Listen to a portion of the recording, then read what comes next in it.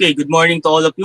Welcome to MAT181 Research in Mathematics, a course offered by LD Woosley Bethany Colleges.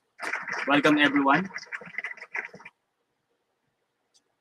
Okay, we thank the Lord for this opportunity. We're just waiting for our student to come in on our live stream.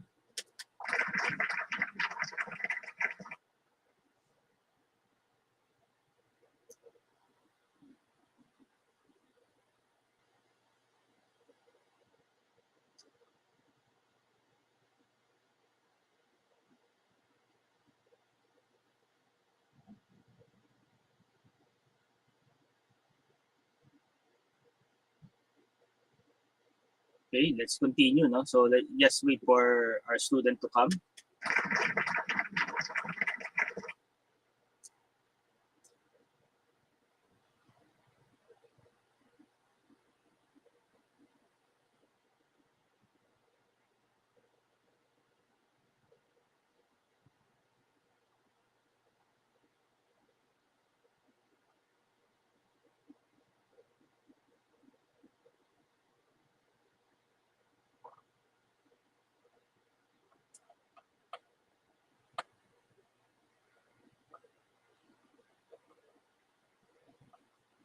Okay, so I'm not sharing this. This is exclusive for my profile as well as a YouTube channel.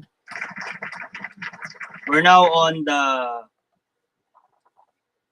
manner of writing chapter 3, supposedly.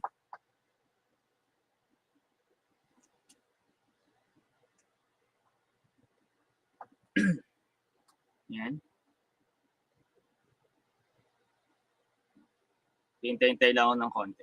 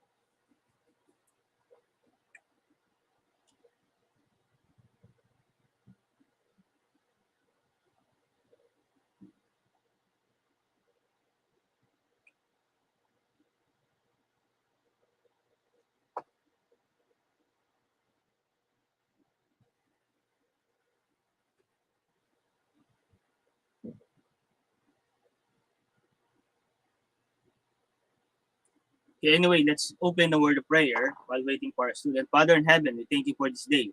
Thank you for the opportunity where we are into week number 10 of our research in mathematics. I pray for your grace and mercy, sufficiency to us as we continue on our discussion and as on the preparation of a research proposal. I pray for your grace and mercy be upon us. This is our prayer in Christ's name. Amen.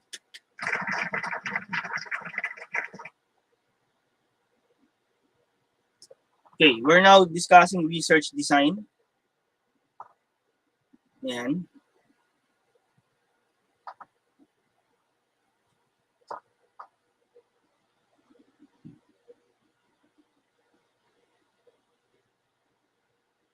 So the recorded sessions here, no, so far.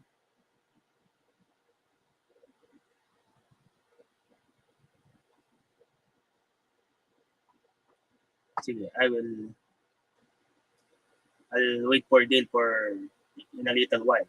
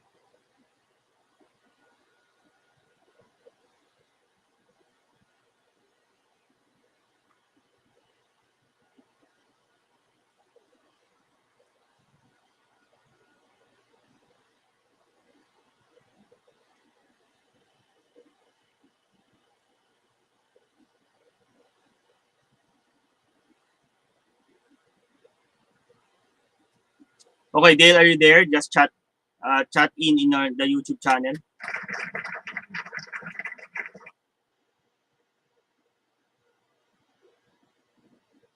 Okay, let's continue now. I'll be discussing now. Anyway, the comments to your submission, I will just give my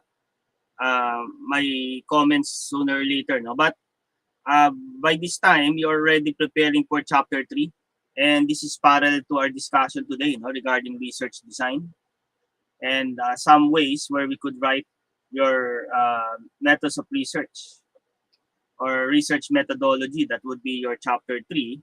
So hanggang dyan yung ating midterm requirement. That would be our midterm requirement. So that at the end of the midterm, you may proceed with what ever data collection you may have. So since you will have descriptive more on qualitative research, so yung method mo dapat ay aayon doon sa sa type of research. No? So hindi siya magja-judge siya dapat. So qualitative. So there are ways where we could do this. All right.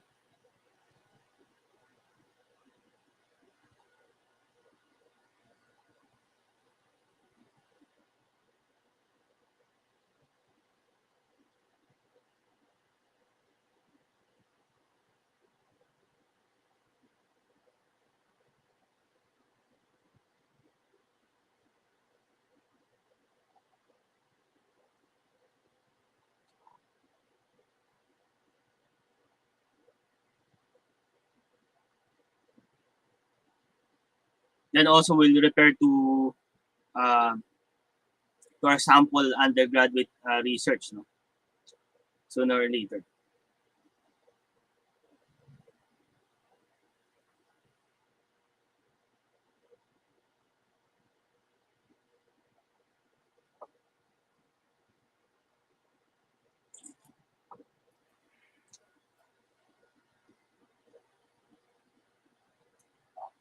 So mamaya titingnan natin to.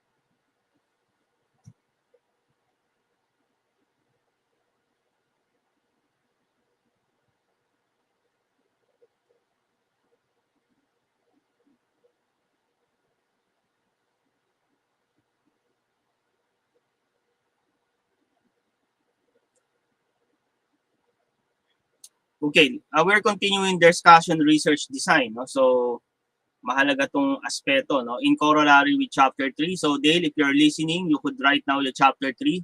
So saka ko na lang ibabalik yung mga for comments, no, for final revision na 'yon, no. So doon marami pang dapat idagdag doon sa draft chapter 1, 2. And this time you'll be doing your chapter 3. Of course, descriptive research, no? This is a research primarily to describe, defined as a purposive process of gathering, analyzing, classifying, and tabulating data about the prevailing condition, practice, belief, process, trends, cause and effect relation, and making adequate and accurate interpretation about such data with statistical methods. So primarily, this is a quantitative research, a descriptive research with such statistical methods that we need.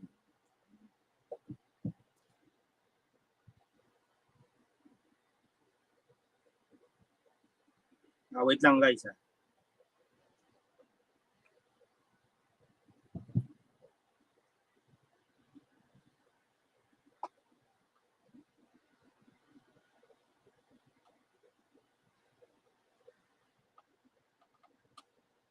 Neil, chat box ha, if you're there. Maganda nga sana kung nasa restream ka.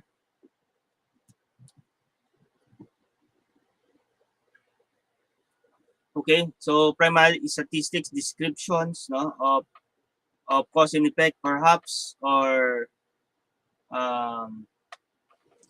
of these descriptions here, no? Purposive process, gathering, analyzing, classifying, tabulating data about prevailing conditions, practice, beliefs, process. Okay. Then descriptive research design. So you could make use of case studies or surveys, no? Case study or survey or developmental studies, no? So these are the design for a descriptive research. Assessment or evaluation studies. So we already defined this previously on our lecture. Correlational. So they have your tracer studies as well.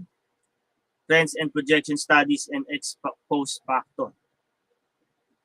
Copy muna guys.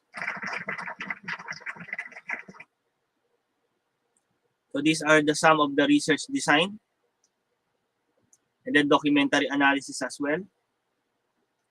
So when we say case study, it's a type of detailed in-depth research involving few respondents, ranging from 1 to small size, less than 10, over considerable period of time. So that's case study. So there is a considerable period of time as far as the case study is concerned.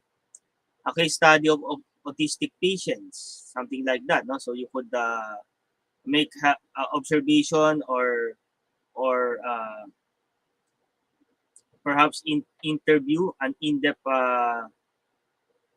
research involving few respondents, no? Observation. No? Then survey research, no? As far as descriptive research, a survey research used to gather relatively limited data from a relatively large number of cases. Purpose is to gather information about the prevailing condition or about the variables under study. So, kung quantitative research, maganda itong survey, no? Survey research. But I still need to find out your research methodology, Dale, if you are there on our YouTube channel.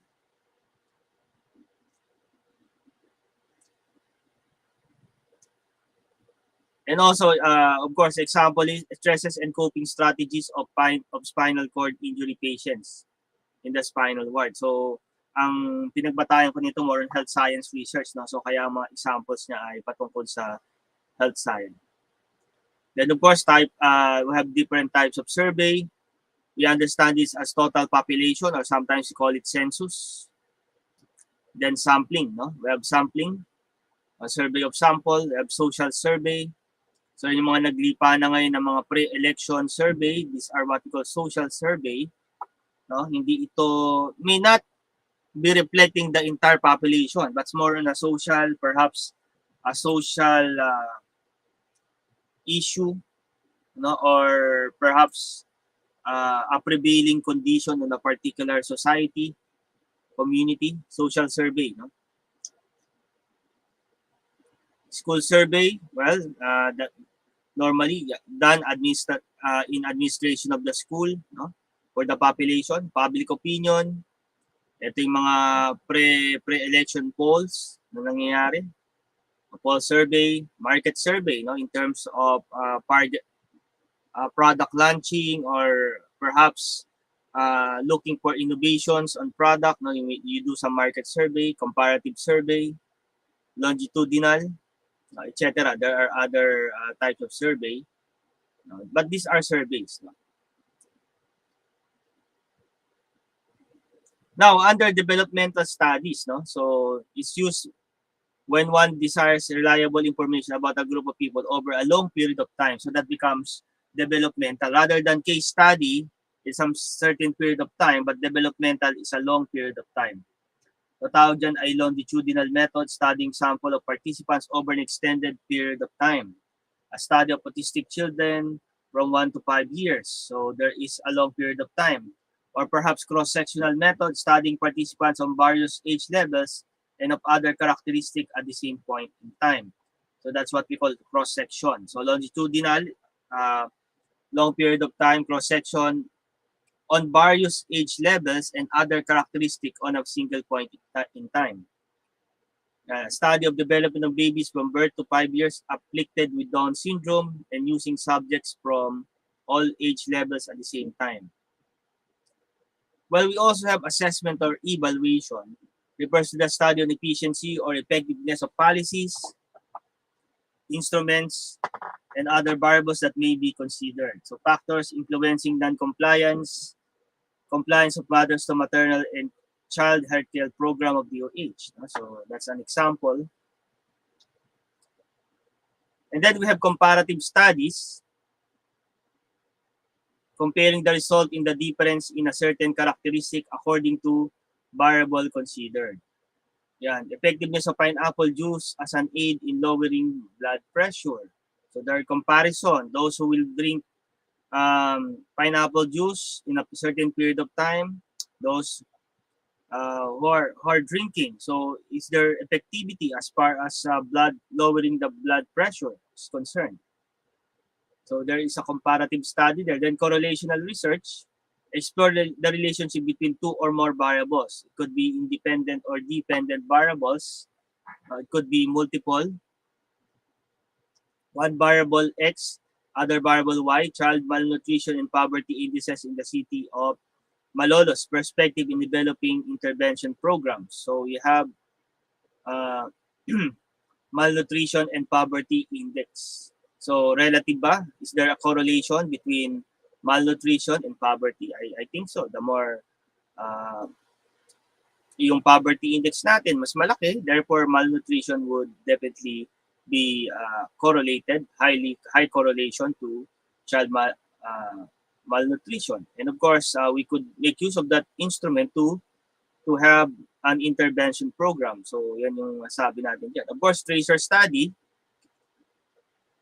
okay, when one wants to follow up development of certain condition, a particular set of people, employability and productivity of PLM, physical therapy graduates from 2000 to 2007. So there are tracer studies.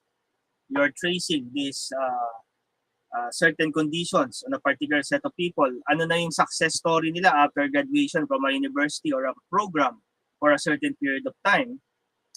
Dale, good morning, no? Yan. So pag mag-back ano ka na lang Dale, So I'll be discussing, by the way, your requirement until perhaps week 12 is ano na, hanggang chapters 1 to 3 na Dale, no? Doon magbibigay ako ng mga suggestions doon sa mga pinasa mo. So ongoing ka na ng chapter 3 while revising 1 and 2. So ang ipapasa mo sa akin at the end of week number 12 para makapag handa ka sa iyong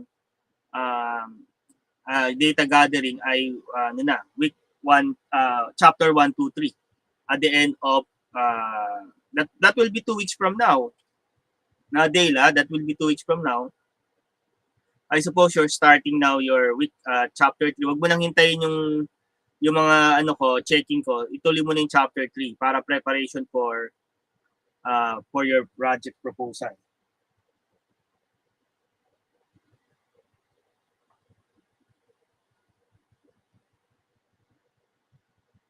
Alright? So yan Dale, if you could listen, acknowledging 2 top chats on our YouTube. Salamat.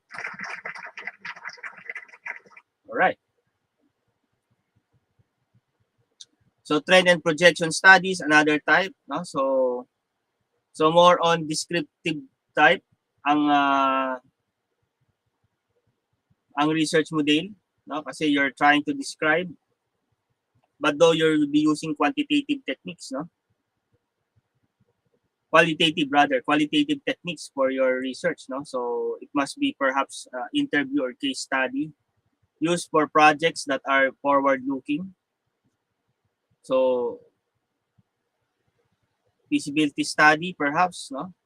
Feasibility study of opening the SPT. Okay, noted Dale, no? So by the end of week number 12, please submit to me so that pag okay na sa akin yon, mag-proceed ka na doon sa yung data gathering. Alright. So yung feasibility study, no? So this more on trends and projection study, perhaps the certain community, school, or even that this could be used by the government itself, no? Trends and projection studies. Ex post facto research. It deals with the variables in retrospect. or ex facto, meaning after the fact. Dependent variable had given to rise to a consequence, the effect of not having textbooks in college algebra. Okay? Siyempre. So, mahirap magkaroon ng walang textbook sa college algebra. No?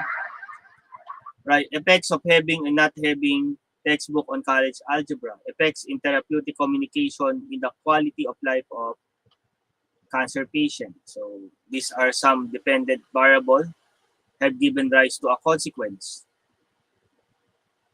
Then documentary analysis, it involves gathering of information by analyzing written records and documents to solve problem. Yan, secondary data ang ginagamit natin dito, relationship of IQ and academic performance of PLM BSPT student. So we just have a correlation using secondary data. The IQ, of course, there are IQ tests, there are tests given perhaps even as part of the entrance examination. Then you will make some relationship study as far as their academic performance. No? So perhaps by virtue of GWA or grade weighted average, tinatawag. Then sometimes it could be research, experimental research. So future-oriented, most prestigious, sophisticated method. And it have cause and effect. It is never hypothesis-free. So we have the control group and experimental group. So ayan, yung concept na yan, no? So in an independent variable is manipulated, or there's what we call manipulation.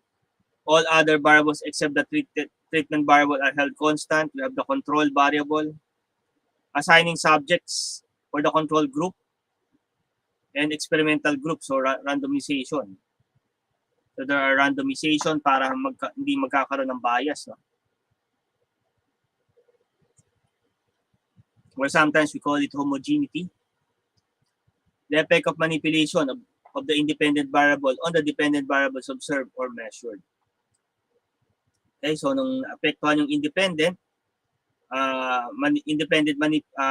manipulation of independent variable, there are effect on the dependent variable. For instance, yung amount of sunlight doon sa halaman, makaka-apekto ba to sa paglago ng halaman? So, yun yung dependent mo, yung sunlight, yun yung independent. Okay? So, there are, of course, makikita natin yung mga experimentation dyan. Assigning, of course, the effect of manipulation of an independent variable on the independent variables observed or measured. Pre-experimental design, design 1, one spot case study, design 2, one group, pre-test, post-test design. And then design 3 is static group comparison. You have the pre-experimental design. The true experimental design, design 4, control group, pre-test, post-test design. Ayan, Solomon 4 group design. No? So may mga statistical treatment na to. Of course, hindi na natin kailangan discuss yan at this very point in time.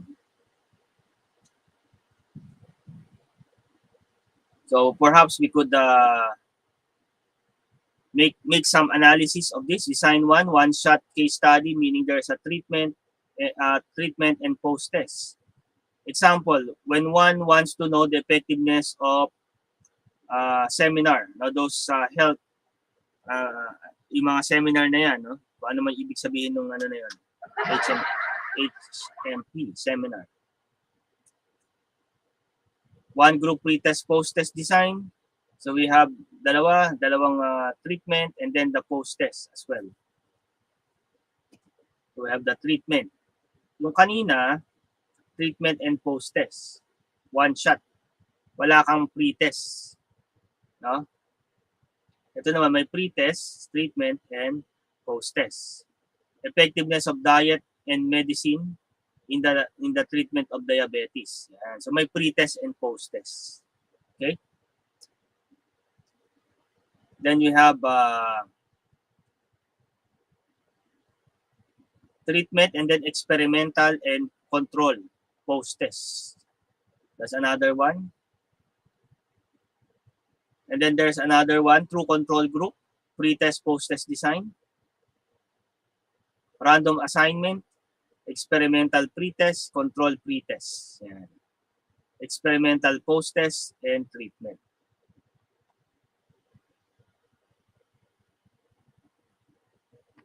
Alright, so these are more complicated Solomon 4 group design. No?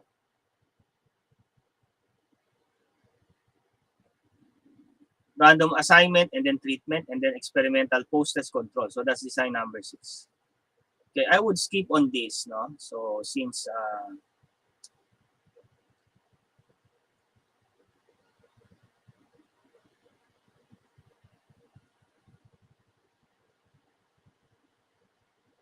so yan yung mga ano no, mga experimental control group. Okay, I think Dale, you need to know these qualitative research designs since you are into qualitative research, no? Perhaps that's your direction in your research, though I intend you to do it in a quantitative research because I think it's more appropriate. Nevertheless, you choose qualitative research design. So this would be a phenomenological studies. No, that could be one. And then you have ethnographic studies. So these are the types of research design. Grounded theory studies, historical studies, and case studies. Perhaps you may look into case studies. No? I hope, Dale, you could watch this so that this will be your guidance on writing your chapter 3, which is your methods of research or research methodology. And since you indicate that you will be dealing with qualitative research design. Action research, no? So these are, what is phenomenological studies? Examine human experience through description provided by the people involved. So lived experiences. Goal to describe the meaning of experience held by each subject. So the experience, yung phenomenological studies. This used to study areas in which there is little knowledge. Or very little knowledge doon sa bagay niyon. Perhaps more on socio-cultural studies, no? Or perhaps language studies, no? And most of the arts, music and art studies are we may attribute to this phenomenological studies. So because the area is in which there is little knowledge of that, if none.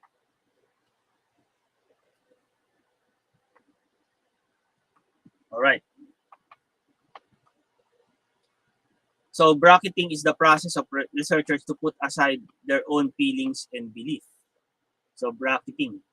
So meron kang tinatawag na gano'n, no? So anyway, so ethnographic studies, so involves collection analysis of data about a cultural group. So more on cultural group, encountering alien words, making sense of them, making sense of these words used.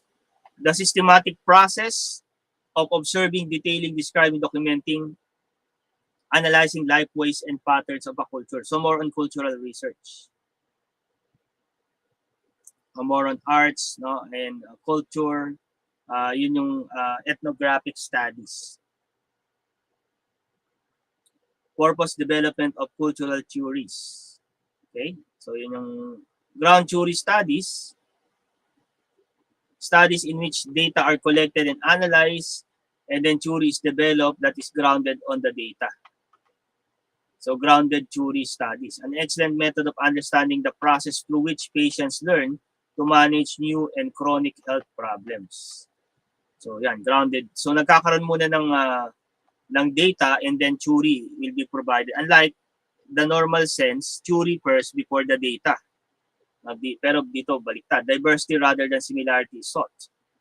Constant comparison is concerned with more of generation rather than testing. So the generation of information from the theory that had been derived from the data itself. Literature is consulted at the end of the study.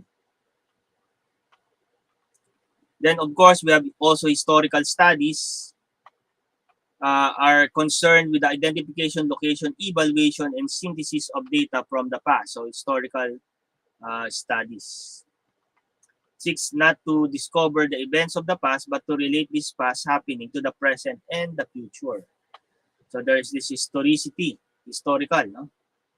Sources of data, documents such as in library archives, personal collection, relics and artifacts, and even oral reports. So these are the sources of data. Now the case study were our in-depth examination of people or groups of people. Particular disease. Now, for instance, case study. Now, we could isolate a community that has particular disease. A case study of qualitative, maybe qualitative or quantitative in nature. A researcher must be interested in the meaning of experiences to the subjects themselves. Now, the meaning of experiences. Time-consuming and costly. Yan. So, yan yung mga examples dito. No?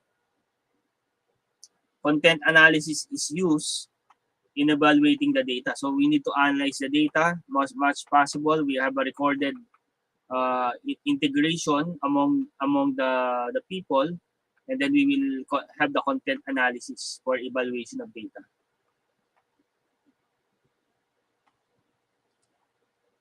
Okay, 6, action research to improve practice and study of effect of action that was taken. Now, perhaps the immediate solution to the problem or the participatory action research. So, yan. So, pala may immediate action siya, yun ang action research. There's no goal of trying to generalize the finding of or study. No need for that because the results may be used as a solution or an action to the impending or the current situation or problem.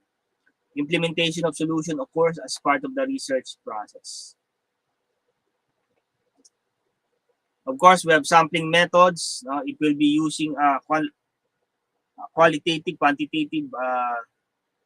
Though for Dale, you don't need a sampling method because you could gather information to the entire population of your school. So this may not be applicable, the sampling method. But for the sake of discussion, we are dealing with this as well. So population is composed of the entire group of people. Of course, we know that. And sample is part of that population. Those that represent the population is the sample. And one way of determining is the Slovin's formula. So this is already an old formula where we could derive the number of samples in a given population with a given error correction or error percentage error. Now, sampling design, okay, involves probability sampling, no? So use of random selection, no? Perhaps you will do some probability in terms of random numbers generated and whatever is the assigned, perhaps there are assigned numbers generated, yan ang kukunin mo na sample, no? Involves the use of random selection process to select a sample from members or elements of population. Goal to examine representative elements of population. It could be random, stratified, cluster, or systematic. Now, these are concepts. No? These have been detailed in your statistics class. Non-probability elements are chosen for population by non-random method. For instance, convenience, snowball, network, quota, purposive, those are non-probability samples or sampling.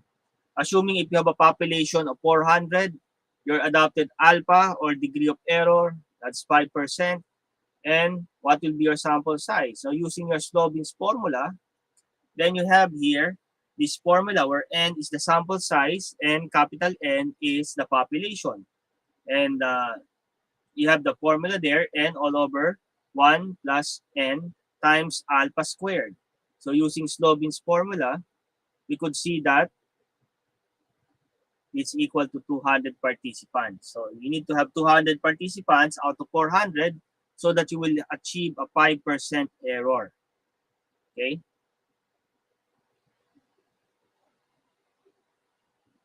Now we already have seen this. Simple random. Assign a number to each member population. Select the sample through a table of random numbers. That is simple random. And then stratify, divide the population into subgroups or strata. That's why it's called stratified. A simple random sample is taken from each of the subgroups. That is stratified random sampling. And then cluster groups rather than people are selected. So groups, random selection from cluster. So groups are selected instead of people. Then systematic, obtain listing of population. So you have systematic. Determine the sample size, then select every K element. So of course, these are the non-probability. Convenience involves choosing readily available people. Snowball involves assistance of subjects to help obtain other potential subjects. Then quota, we have a desired quota or proportion from variable of interest such as your sex or gender. Purposive or judgmental subjects are chosen that the researcher believes are typical or representative of the accessible population. Purposive sampling. Now we have here some format in APA style of thesis writing. So we may use the APA format for writing. Researchers follow APA guidelines would express their ideas in the form and style both accepted by and familiar to the broad established readership. So APA style offers essential writing standards for faculty members, graduate students, and researchers as well. Then we have the benefits of having familiarity with APA. Research will learn how to avoid errors of composing and grammar. So yan, Dale, you may use APA format in your research. Now, of course, you could download some APA guidelines as far as this writing is concerned. How to choose appropriate formats for statistics and figures and tables. How to credit source and avoid charges of plagiarism. Yan yung pag di mo siya in-acknowledge, no? Ayaw nang tumunog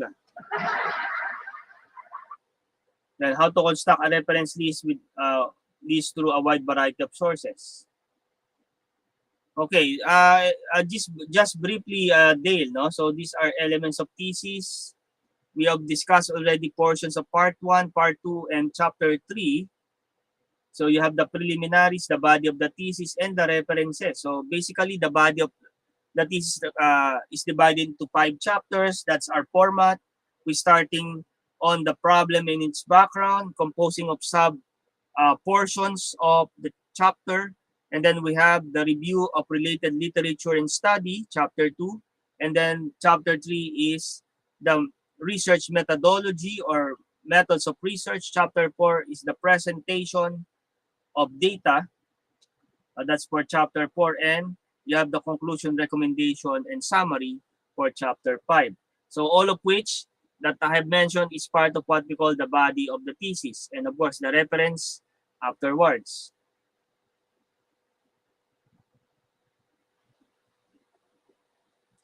Of course, the title page.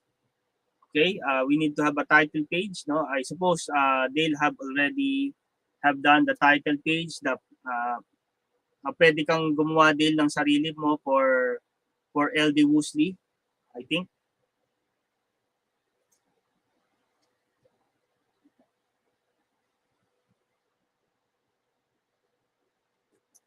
I think some of these have been already there on the sample thesis that we have.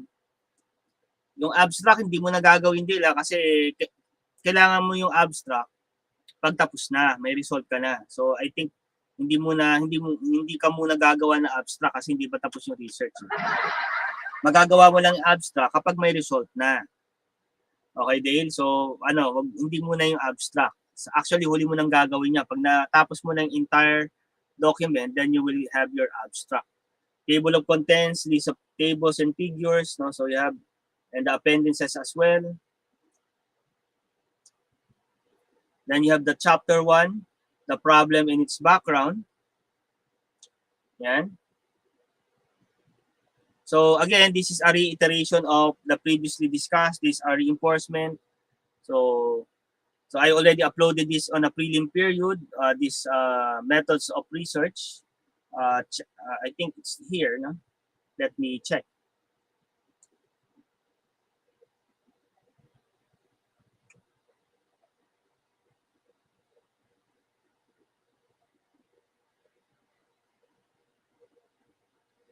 I think it's part of your supplementary reading, Dale. If you notice, that's the methods of research. The entire document had been converted to PDF and uploaded to the classroom. So may refer to week number 3 supplementary lecture. This is the one. So for introduction, you need to have a careful presentation, importance and validity of the problem. Now, I will begin, though I will not publicize my comment. No? So yan, kailangan yung importance, validity of the problem. That is this really a contemporary problem. It's not a problem in the past that have already been solved. So it must be a contemporary problem on the perspective of the viewers, the perspective of the researcher.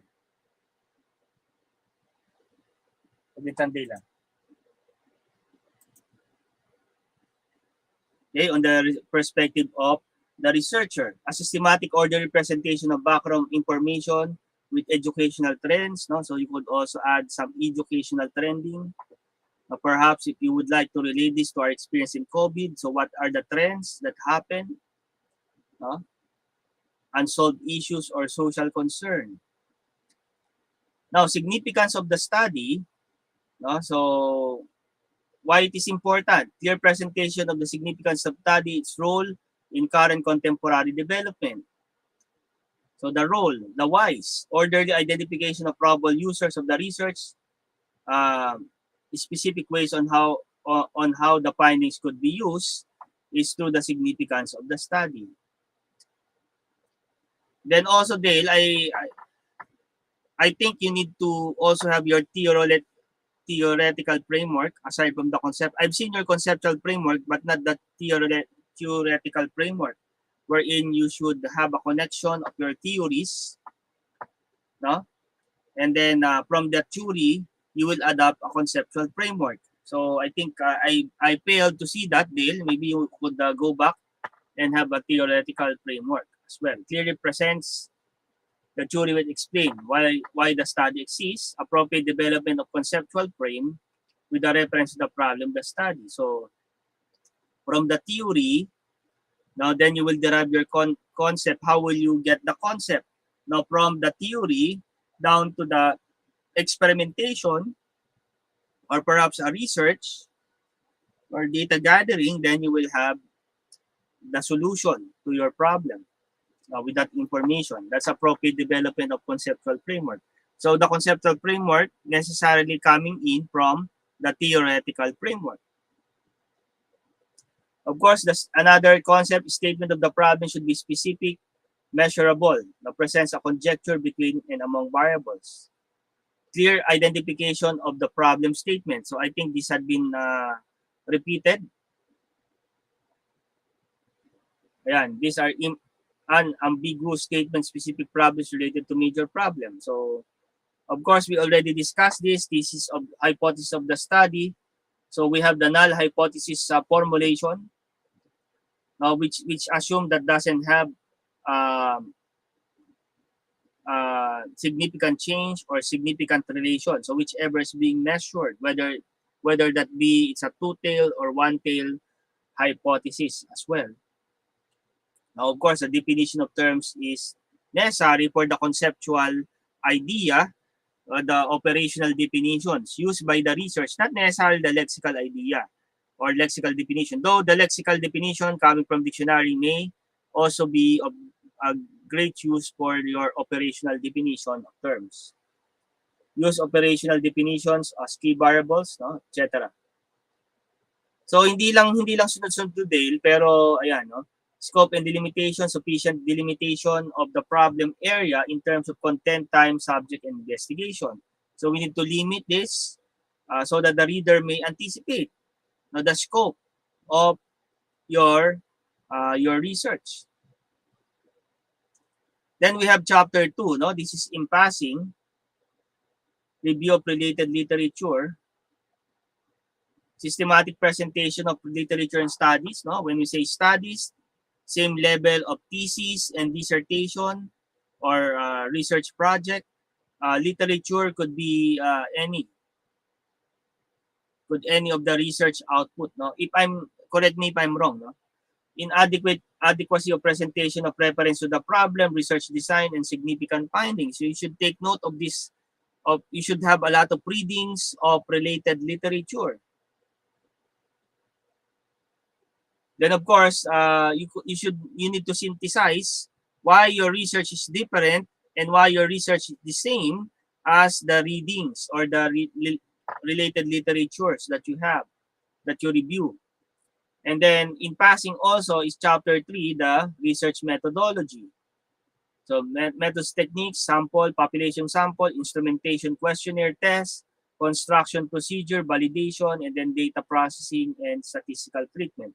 So these are the methodology of the study or research methodology. So concise description of research method and justification of choice, sufficient description or field procedure followed by the collection of data, when, where, and how data are to be obtained. So you could describe the manner that you will collect the data. That's part of the methods of research or research methodology. So the population sample, use appropriate sampling design and sample size. But I think for Dale, it will not be a problem because he'll be using the entire population of the school. Now, instruments of the study, appropriate choice and description of instruments, detailed procedure on how the instrument was constructed. If you'll be using, that will be part of chapter 3. Adequate information pertaining to the validity of the instrument, whether you will quote it as a national test or an international benchmarking questionnaire or other things that will make it valid. Huh? Of course, data processing in statistical, these are the manner appropriate statistical treatment data processing is necessary as well in terms of descriptive, no? So make use of yan, hanggang dito na lang tayo. Make use of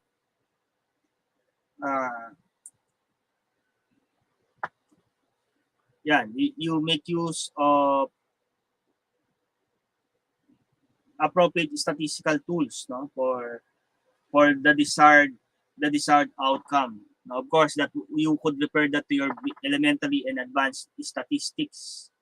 But of course, our statistical method are not all of the statistical method. You just need to choose what is appropriate to your research design. If your research design is qualitative, then you make use of appropriate statistical treatment if there are any as far as qualitative is concerned. Though, even though qualitative, there are still some statistical treatment, but nevertheless, it's minimum compared to quantitative research. Okay. Or perhaps next week, Dale. So I'll be cutting this short. So it's just an hour of discussion. So I'll be expecting, no? And then we'll be repairing again.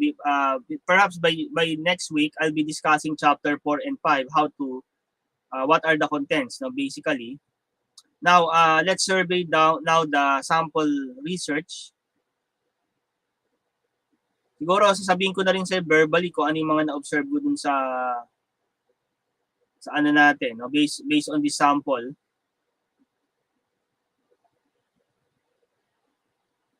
At perhaps unahin ko muna tong research methodology, no? So ito yung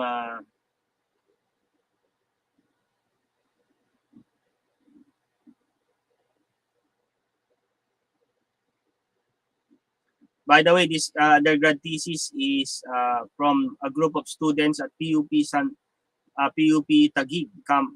Taguig branch, no? So thank you for providing us this sample, no? In fact, this is their undergrad thesis, no? So yan, salamat. At least we could have a guidance sample for my student as well. Though this is not mine, no? There are authors here, no?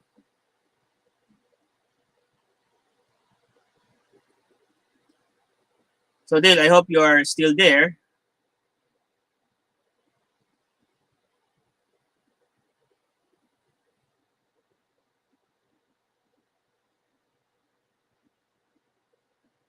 Ang ano nga, minimal lang statistical treatment eh, pero kasi nga qualitative research din, parang more on case study ang gagawin mo. Case study. So, mas ano siya, yung analysis of language use, no? So may ibang technique yan, though I'm not entirely familiar with that, no? But we will see depending on how kasi ito basically this is more on quantitative eh, no? Pang triangulation na lang yung interview. But of course, you make use of the interview as your primary source. Isa pa, sa data gathering, since this qualitative research, dapat may proof of data gathering. Perhaps if you will employ interview, small group session, no? Yan, this needs to be documented as well.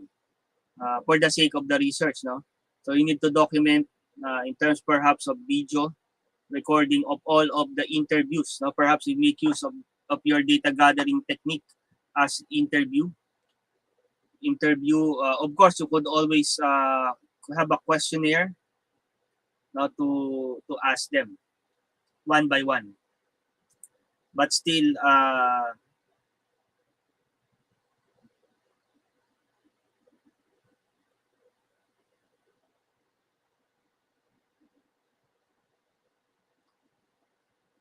hindi ko maintindihan yung tool na yan, Dale. Ano ba yung ibig sabihin ng tool? You know the instrument? The instrument? I need to have a copy of your questionnaire, of course. And the manner of your gathering, no? Kasi normally magkakaroon ka ng interview diyan eh. So hindi pa naman, wala pa tayo doon, no? Basta be ready. And this needs to be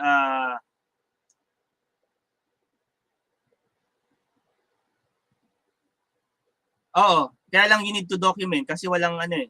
You need to document that. For instance,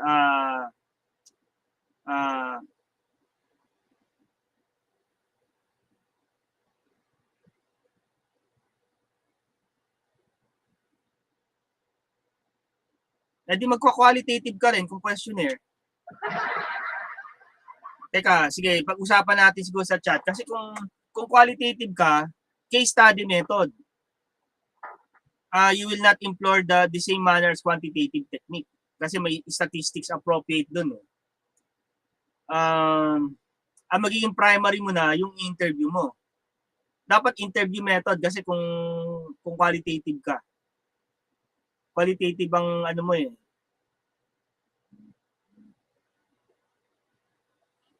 Sige, pag-isipan mo din kasi kung survey form yan, it's much better kung mix. Siguro mix, hindi siya purely qualitative. May gagawin ka dyang pang-quanti. Sayang yung survey kung qualitative.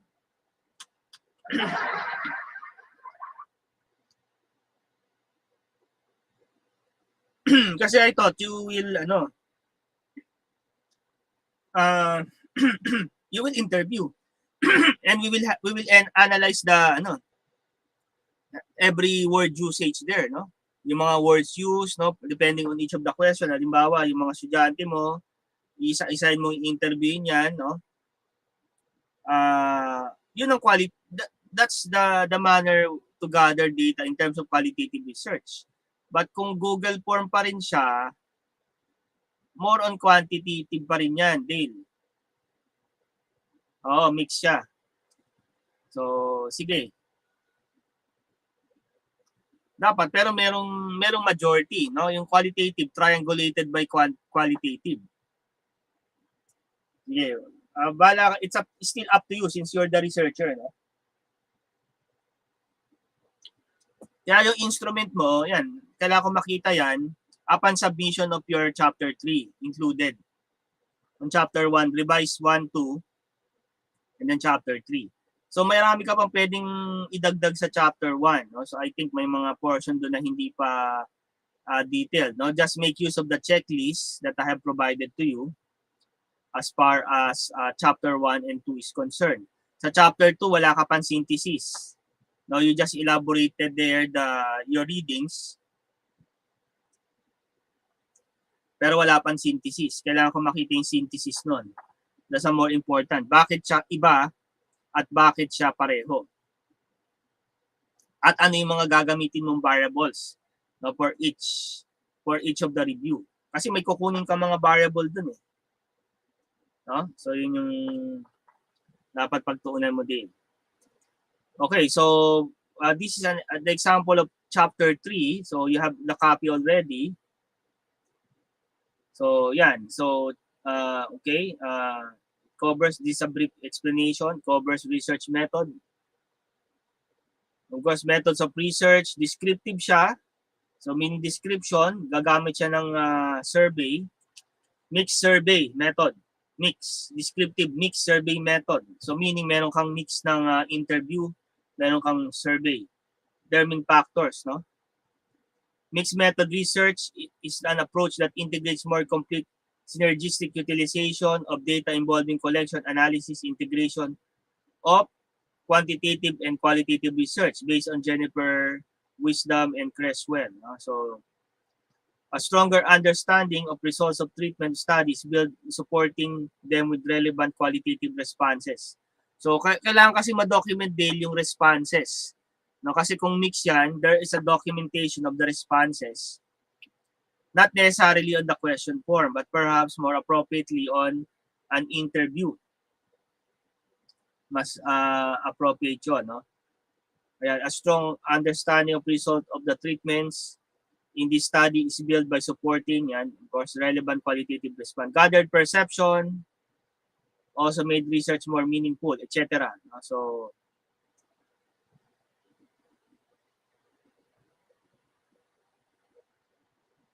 may mga references lang siya dito, no? So of course, this is a brief description of your methods of research under research methodology. Then we have the population, discussion of population, sample size, and the technique. So you describe your population. So ilan ang population, and you intend to gather the entire population, no problem. That would utilize your sample size, no? Kahit population size na lang ang describe mo. And then the sampling technique. No, kung wala naman, no, hindi na sampling technique 'yon, population gathering technique na siya. No, kasi if you'll be gathering responses throughout the population of your school, so that's already population sampling technique yung tinatawag.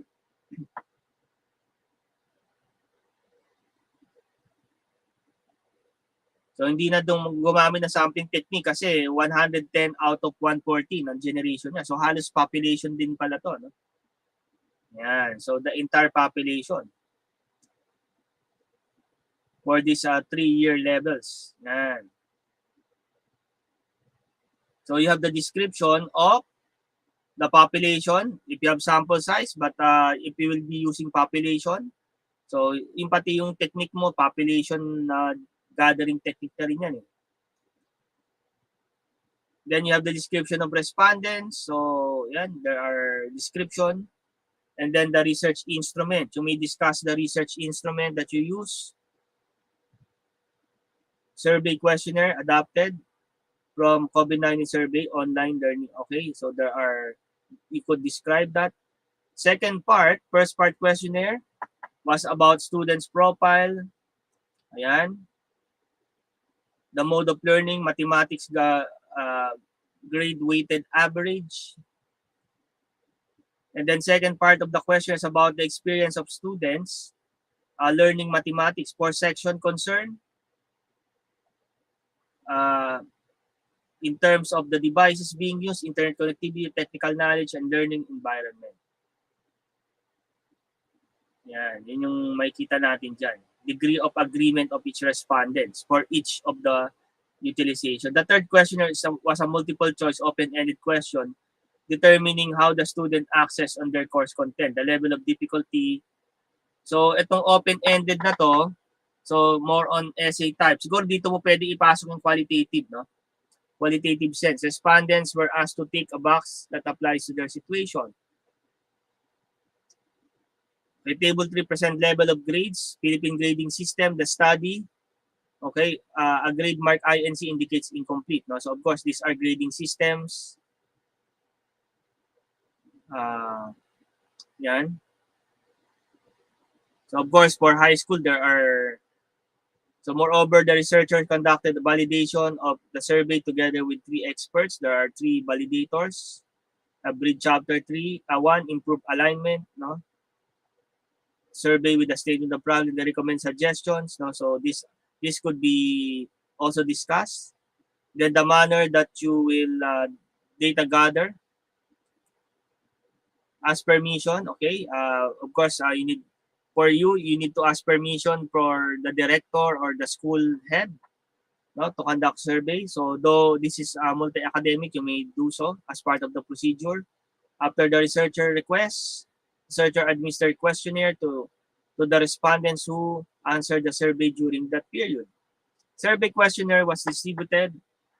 Okay, so these are the description how you gather information.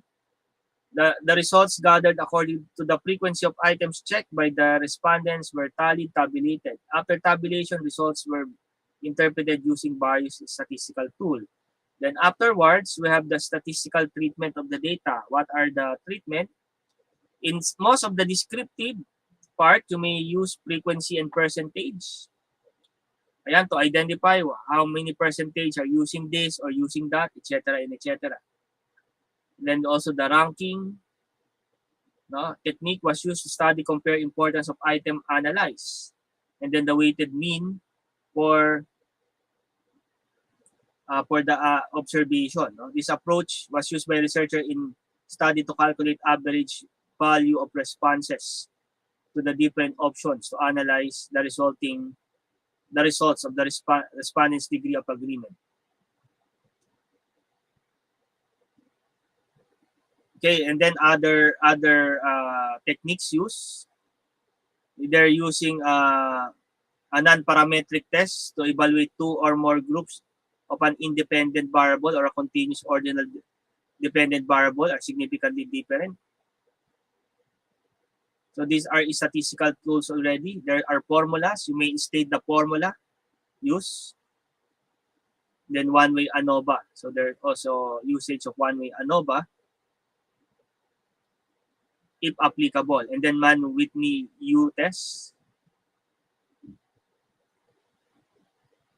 So between 2 independent groups, when dependent variable is not formally distributed in either ordinal or continuous.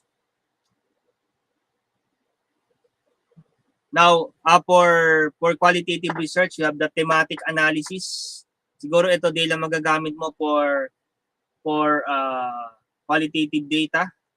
Thematic analysis was used by researchers to analyze, report, and interpret responses of respondents on different open-ended questions. So, siguro dito din, no, that kung hindi pwede yung wala pa palang physical no, so hindi pwede yung interview, you may include in your questionnaire an open-ended responses, open-ended questions. And then we make use of thematic analysis involving categorization of qualitative data into clusters of categories or comparable entities, identifying common themes and connections among them. Ayan. So, bawat sagot, meron kang mga identify na mga themes and categories. Yan, ano ba yung mga strong words na ginagamit dyan? This process done to come with theoretical explanation of the studied phenomena. Okay, then that's it, Dale. After you discuss all of the methods, then together you will submit this, no? So this could be shorter than chapter 1 and chapter 2. Then ano na tayo, afterwards results and discussion for chapter 4. But before that, you need to submit again everything.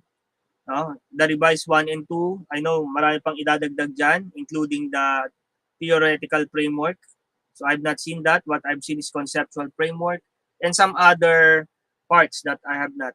And then for chapter 2 is the synthesis. No, I have not seen yet the synthesis of the related literature and review of related studies as well. The synthesis. So those are 2 important items for chapter 2. Okay, I hope you could revise that, and then you go to chapter 3. Okay, chapter 3. So So by next week, we'll be discussing chapter 4 and 5 in preparation for what are the contents of chapter 4 and 5 in preparation for your research. Okay, Dale, makes sense? So we will have just a short, para may time ka makapagsulat pa. So in a way, these are just, though you already have the material, no? So nevertheless, so by next week, we'll be discussing chapter 4 already. Presentation, analysis, interpretation of data. So that would be your chapter 4, and then chapter 5 is the results, recommendations, and conclusions. Conclusion. No? That will, of course, from that chapter 5, you will know the answer or the solution to your problem. Okay? So Dale, you have clarifications. I think I could end this earlier so that you may start. I-ano mo muna Dale, padala mo muna yung form. Kailangan kong itingnan yung form bago mag-go doon. Of course, you need to submit first chapter 3 and then yung forms, and then afterwards pag okay na, you will have my tentative approval, and then afterwards saka ka mag-proceed sa data gathering. Makatapos ng data gathering, chapters 4 and 5 agad, no? So yan na yun. Yun na lang hinihintay niya, no? Chapters 4 and 5. Okay? So thank you Dale for your time, no? So you may continue, and then later we will perhaps by 1:30, na 1:30 or before 2 o'clock, we will be live again for our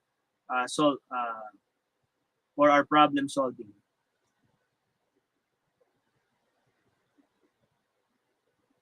Okay, so thank you. So with this, let's close in a word of prayer. So anyway, this material is already there on the week number 3, on the supplemental readings. It's all there. The PowerPoint, I just converted to PDF document. So you could always read. Plus, Dale, I want you to, yung pinapapasa ko rin, no? Siguro lahat na ipasa mo na, pati yung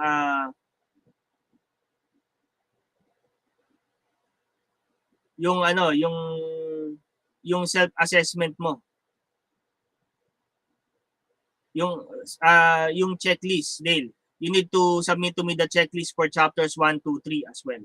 So that I will know by yourself, based on your perspective, natapos mo na yung portion na yun. At least I will know. So together with the chapters 1, 2, 3 at the end of week number 12, and then the test instrument, plus the evaluation, the checklist Dale. So anyway, I'll be creating a form on our classroom for you to upload everything. Okay? So yun yung ano natin. Okay ba Dale? Make sense? Okay, so thank you. Let's close in a word of prayer. Father in heaven, we thank you for this day. Thank you for the opportunity where we could continue. I pray for your mercy and grace to Dale as he continue the research process, this time developing an instrument appropriate for his statement of the problem. And I pray, Lord, that you may guide Dale and help him, Lord, even with his ministry and the church where he belongs. Thank you, Lord. Continually bless us even as we continue this afternoon for MAT181 problem solving. This is our prayer in Christ's name. Amen. Oh, tawa yun ah. Yan, okay. So, thank you, Dale. Natawa lang tong lapping device. Thank you, Dale. See you later. See you later at our MAT113, perhaps 1:30 or before 2 o'clock. Okay? God bless you.